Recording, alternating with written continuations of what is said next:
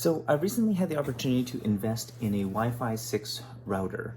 And one of the reasons why I actually think that this Wi-Fi 6 is probably one of the most significant technologies for education is quite simply because it has this new feature called orthogonal frequency OFDMA.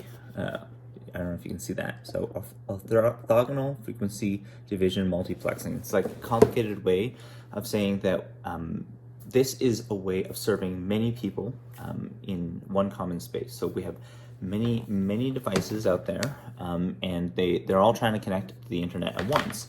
And you can think of the existing system as like going to a single lane for a bank teller. So if you're like lining up at a bank, you just have one line.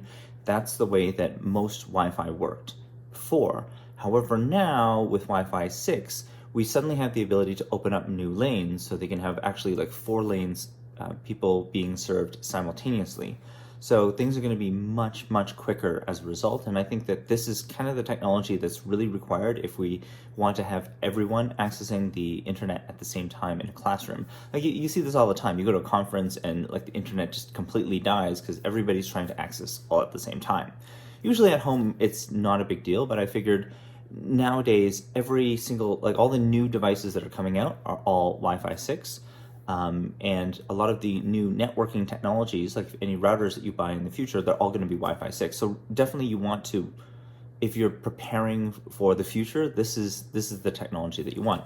Yes, I'm seeing some improved speeds. So like on my phone, it's like 473 on average, 581 megabits per second. And I only have like a 1 gigabit maximum speed, and this is a really old phone. On this device, like this iPad Pro, I think I'm able to get 700 pretty easy. Like this one, it's interesting because this is an AB, like the much older iPad, and it can get a maximum of 146. But the key is, like, why do you need all this speed? Well, the internet at our house runs at about 170 megabits per second, so it just means that you get the full speed of the internet no matter where you are. And even if you have many devices connected, then you don't have to worry about them fighting each other, trying to run multiple streams, like say watch multiple movies at the same time. So that's kind of my tech tip for today. We'll see you soon.